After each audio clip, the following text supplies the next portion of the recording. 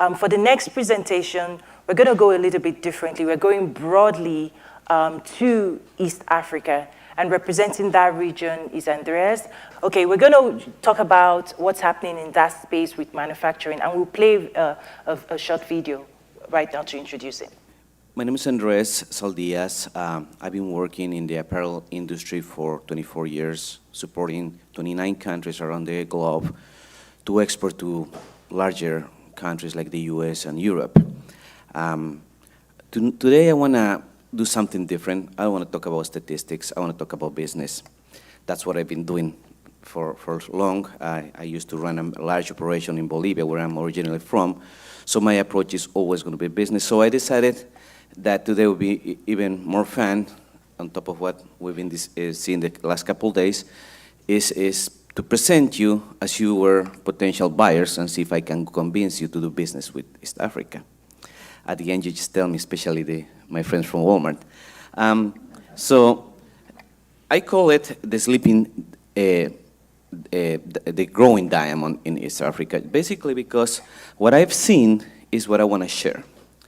I want to pitch the business approach of any buyer would be looking if deciding to go to these 7 countries in East Africa.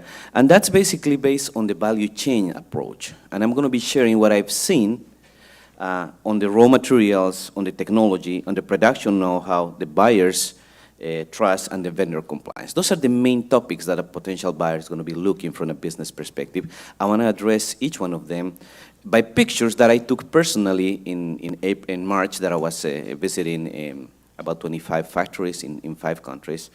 As far as of the raw materials, probably this is the most important issue. This is the factor that any buyer will be considering, because that means that the country can produce all the materials, all the value chain in a country, and of course that saves not only in cost but also in time. Speed is one of the key factors that buyers are trying to achieve. And what I've seen in Tanzania, in Madagascar, is a tremendous amount of great raw material, cotton basically. Those are pictures from Mauritius. That's me, it's like I found gold. When I found that raw material, which is the mid-side fiber, which is great for knits, high quality knits, I was so happy to see it because this is gold here. I'm touching gold. I've seen that great technology in A to Z in Tanzania, the factory. In Madagascar, state-of-the-art technology on spinning, on weaving, on dyeing. In Tanzania, I've seen this piece of equipment on the left, which is called the electronic kitchen of colors.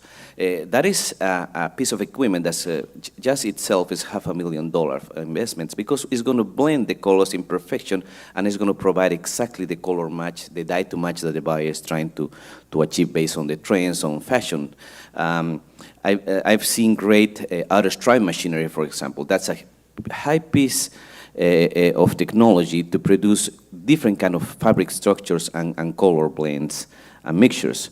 As far as production know-how, you can go from automatic cutting to manual cutting. I've seen huge established capacities on cutting with state-of-the-art machinery, the electric equipment you can see there, knitting machines that each one is about $700,000 each. Stoll brand, state-of-the-art, made in Germany, already working there. As you can see, the piece in the right side is producing Calvin Klein knitted garments. And you can see how the factory setups, just like the video showed, they are in compliance with everything that's related to emergency exits, lining, lighting conditions.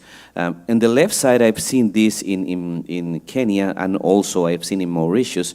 It's called the laser sanding technology. I mean, that's state-of-the-art to produce the right effect on the jeans industry, in the denim industry. So every jean is going to be exactly the same. So they surpass the manual functions of doing the sandings, the washing effect, which is key factor in the denim industry, by this piece of technology.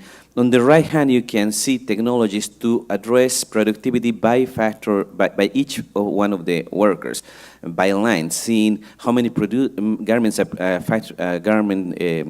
a sewer is producing, what's the efficiency, and I've seen efficiency from 65 to 85%, which is really nice.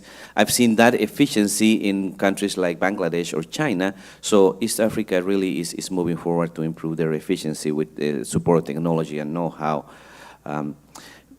Another factor on the value chain is buyer's trust. That is basically related, why would a buyer would source from Africa? And I've seen already great brands, high-end brands, like I've seen showing the pictures, Calvin Klein briefs, T-shirts from Nautica. The children plays very strong in East Africa. Tommy Hilfiger also already in East Africa. And of course, you can see Walmart, picture that I took there, Kohl's department stores, Gloria Vanderbilt. So there are already major US buyers. And why do they come? Because they are seeing this value chain as working effectively. And one of the most important factors is the product development capabilities. One factory in Madagascar can produce all kind of prints with state-of-the-art technologies, and also quality control systems. And mainly, one of the other last factor is the vendor compliance factor, which means how well they treat the employees, what are the ethical treatments. And you can see canteens of people with food paid by the companies. You can see soccer stadiums. You can see the transportation being provided, and even a university to train the workers. You can see in the middle, for example, a canteen with Kenyan racers, runners, that are inspiring the people and the workers to see we are the number one, we are winners. You can see children's places while the workers are in the sewing machines, they are well taken care of. So this is the competitiveness value chain, which is basically the AGOA, the real alternative against Asia and other competitors, is called the collaborative sourcing. There are competitive lead times, there is response time to the market, there's competitive prices not only related to the labor, there's productivity, there's just-in-time deliveries, service, service, and service. So that's the mindset of these factories. And as you can see, the exports are showing a growth for the last 5 to 10 years. And this is due that East African businessmen are already working, are already adapting to the trends of the global economy. That's what I wanted to share. I hope share with you. I hope I can have the opportunity to see, to talk to any potential interest on learning more about these factories. Thank you so much.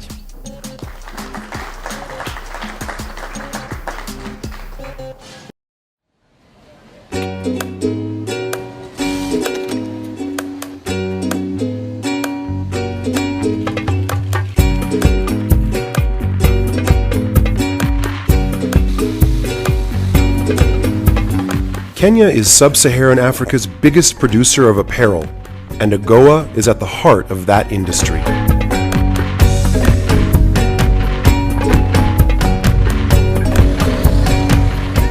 The African Growth and Opportunity Act waives tariffs on nearly 7,000 goods exported to the United States, and in 2015, it was extended for 10 more years.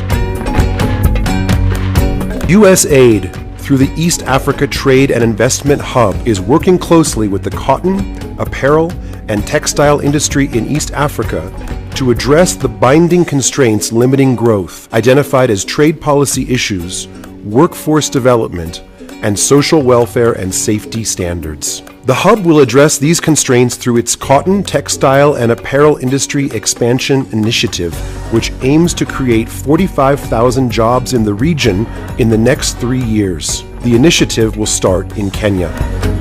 Kenya has actually been one of the most forward-leaning East African countries. When we were introducing AGOA, it was first in and adopting the policies required under AGOA. We've already seen $400 million in exports from Kenya since 2015 when the AGOA expansion came through. In addition, we are seeing one of the most creative and active workforces being developed and created here. And it happens to be the center of USAID's Trade and Investment Hub. So we see a lot of opportunity in Kenya, both with the workforce and with the willingness of the government, and I think a lot of creativity with the partners and the companies that are engaged here.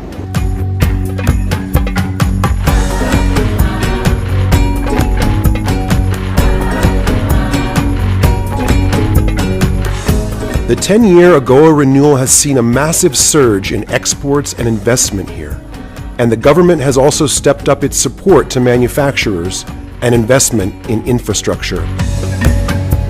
The thing that we focused on in the last 3 years as government is actually to try and address the issue around cost of doing business in Kenya. And it's for that reason that we have transformed the port of Mombasa. That port is today 3 times in terms of capacity more than it was about 3-4 years ago. Number 2, we have made significant investments in linking East Africa through the standard gauge railway line. And, infrastructure in roads, in airports, these are all things geared towards making the cost of doing business much, much more affordable and easier than it has been before. Following AGOA passage in 2000, Global Apparel was the first company to set up in an export processing zone just outside Kenya's capital, Nairobi. Managing Director Narain Shadpuri is proud of being the elder on the AGOA block. Government is also trying to induce companies that can probably put textile industries here. And once that happens, and Kenya in particular will be one of the leading exporters from Africa. Kenya as it is today is the biggest exporter. That biggest is very small though, but that can expand. So come to Kenya, you'll be looked after well, and the quality garments can be produced here. In 15 years of operation, the industry has undergone unprecedented shifts in their capacity to respond to consumers' concerns for the social welfare and safety of those individuals making their clothes while maintaining quality product. Pankaj Bedi heads United Aryan Limited, a company that employs 10,000 people in a neighborhood that has been transformed because of job creation. This industry can really create good jobs, and at the same time we can have exports and create forex also. So it has dual benefit for the government. They can see that how many jobs we can create if we compare with, let's say, Bangladesh. Bangladesh has 5 million direct jobs. So if we get even 10% of that, it's big for us. So now the government has also initiated training of workers, developing skills. We as a company also do that. So I think the whole idea is evolving. Government is getting connected. They have given a lot of other supports also. They are planning to give energy support. So at least they are listening. They are modifying their policies as per the requirement of that particular industry. Today we do about $415 million worth of exports. We would like in the next 3 years to be able to exceed the $1 billion mark. And so we've got a short window at the beginning of the 10-year period to actually bring more investors. And we are doing this not on our own, but really with a lot of support from different players, including the Hub, which has been extremely helpful. So I think we listen, we do what we need to do to make it possible. And along the way, hopefully not in too distant future, we should be able to see a win-win situation for the government in attracting investors and for investors making one of the best investment decisions in getting appropriate returns out of Kenya.